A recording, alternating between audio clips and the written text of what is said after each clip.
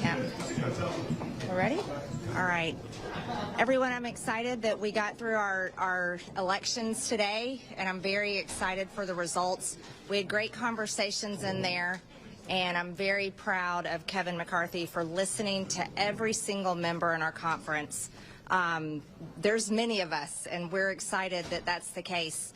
We have different Republicans across the spectrum, and he is listening to all of our voices, and we elected other strong leaders as well. Now, we still have work to do, though. We're going to be looking at amendments that have been introduced for rules, and I think those are very important. I'm thankful for my Freedom Caucus colleagues for doing this, because these discussions will help us be the best Republican conference that we can be, and America needs that right now. With the condition that our country is, the Republicans have to show the American people that we're the party that can lead. So as we had our vote today, I want to remind everyone that Nancy Pelosi lost by 32 votes in her conference 2 years ago, and she had no challenger. And I want to remind everyone that Paul Ryan lost by 43 votes when he was challenged by Daniel Webster some years back. This is normal, it's productive, and it's healthy, and I am sure that our conference, when we come together to elect our speaker on January 3rd, I know that we'll be unified and that we'll come together and get this done. I would also like to point out the way that I look at this is our Republican conference and who we have as our leader and Speaker of the House is also extremely important going into 2024. Kevin McCarthy has set fundraising record after fundraising record, and no one can raise more money than Kevin McCarthy as we support candidates, and we'll have to keep the House, win the Senate, and take back the White House in 2024. So that's something that is extremely important as well.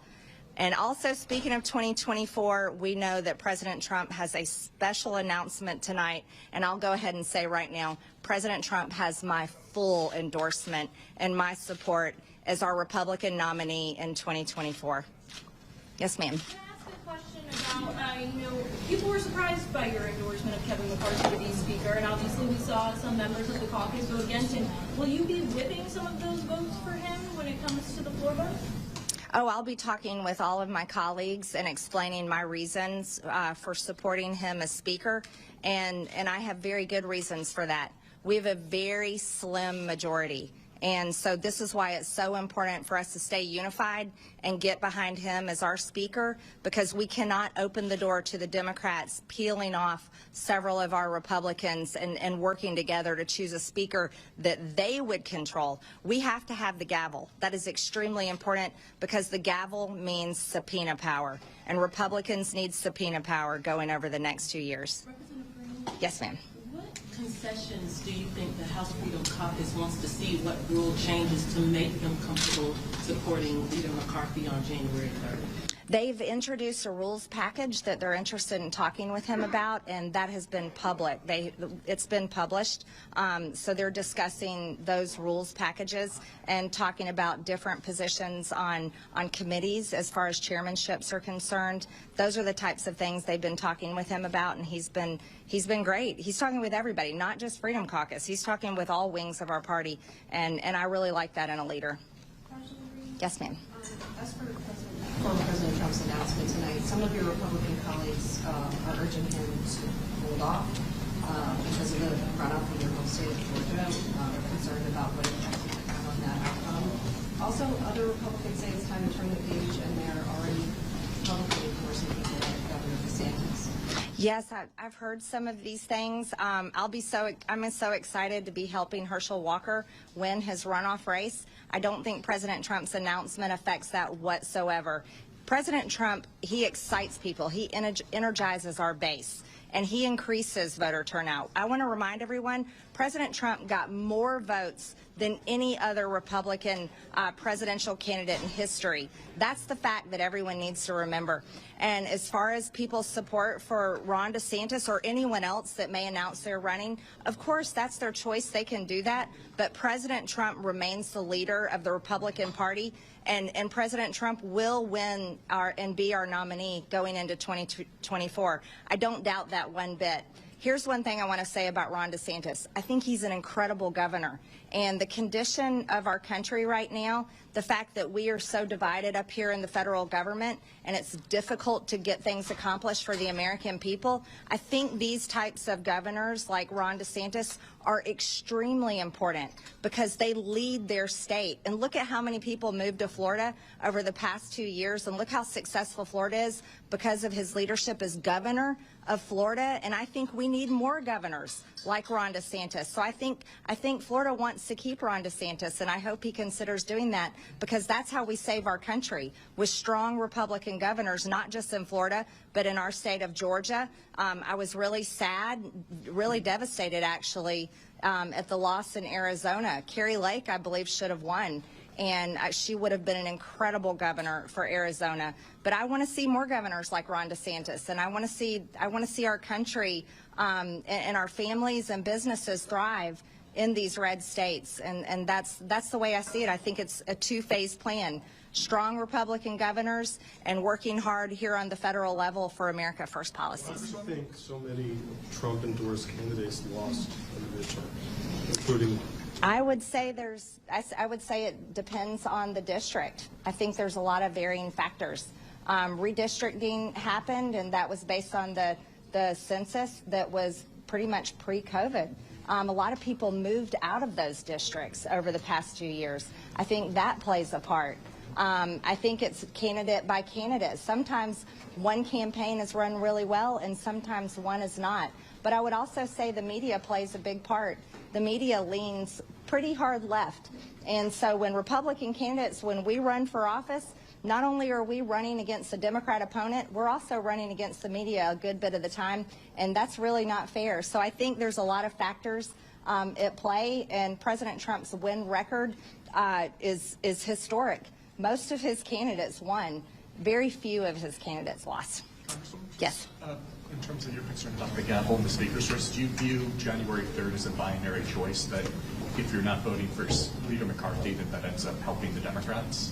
Or is it more complicated than that? Well, absolutely. We've got to elect our Republican speaker, and that's what we're going to do on January 3rd. Vote against Leader McCarthy enables Nancy Pelosi to be all Republicans. I would say I don't see why anyone would not vote for Kevin McCarthy. I think our conference needs to elect him as speaker, and I look forward to hopefully seeing that happen on January 3rd. Thanks. We know our job will not be easy. We know the task. We've got a close majority. We're going to have to work together. And we want to work with anyone that wants to make America stronger. We want to work with anybody on both sides of the aisle if they want to make America energy independent, give their parents a say in their kids' education, or secure our borders, or stop defunding the police. We know there's challenges in this nation around the world, and we're listening to the American public, but we are prepared to lead, regardless the size of the majority. One thing I've always learned, they don't hand gavels out in small, medium, and large. You get the right size gavel, and we will use it. With that, let's open it up for questions. Mr. Yes.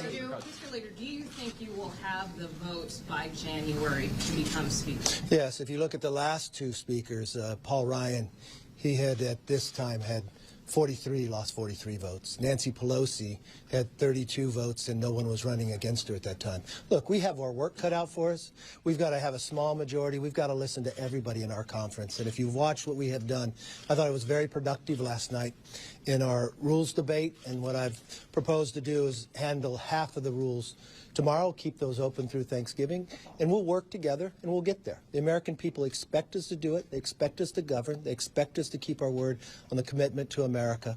And one thing I'll say about the entire conference, I respect each and every one, but I respect them equally, and we'll find a way to make it happen. Yes. The Freedom Caucus has made a lot of demands, including to give themselves more power, more leverage over you, including to vacate the chair, giving them more power to vacate the chair. Are you open to that proposal from? One thing, I think when the conference is this tight, I think we all work together. At the same time, nobody's going to have more power than anybody else. A majority like this, 4 people could decide the future, whatever it goes. So either we're going to lead as a team or we're going to lose as individuals. And I think at the end of the day, we will lead as a team. Yes. first off, as far as vacating the chair, that's one thing. But what about all those other demands in that letter? Why haven't you responded to it? And why is it that you essentially blew off that entire letter completely? Will you respond to it? Well, I don't agree with your comment there. They provided a letter in the different rules. The time we take up the rules now, I've met with them numerous times. We actually changed the process, where last night we just had a conference just to talk about amendments. Tomorrow we'll bring up half of them, talk about them, and I can't do anything by myself. It's the conference who decides what the conference rules are.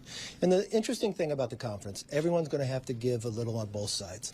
But the number one thing I'm going to do as a leader is I'm going to listen to all voices in the conference, and we're going to do together what is best. The one thing you'll learn is, as my opportunity to be Speaker, is the House is going to change. No longer is all the power going to rest the way Nancy had it. No more proxy voting. Bills will actually go through committees. They will be debated before they come to the floor, and people will actually have a say. Why? Because you, the American public, have lent your voice to every single member, and you have a right for your voice to be heard, and that's exactly what we're going to do. Leader McCarthy. Yes, ma'am. As you try to get to 218, do you want Democrats to try to support you? No, we're the majority as Republicans, and we'll get there as Republicans. Yes. There's been a lot of talk about what kind of leader you will be, and you're saying that we win together, we lose alone. But as a leader, looking at this conference, it looks very fractured right now. How do you plan to bridge that gap to be a leader for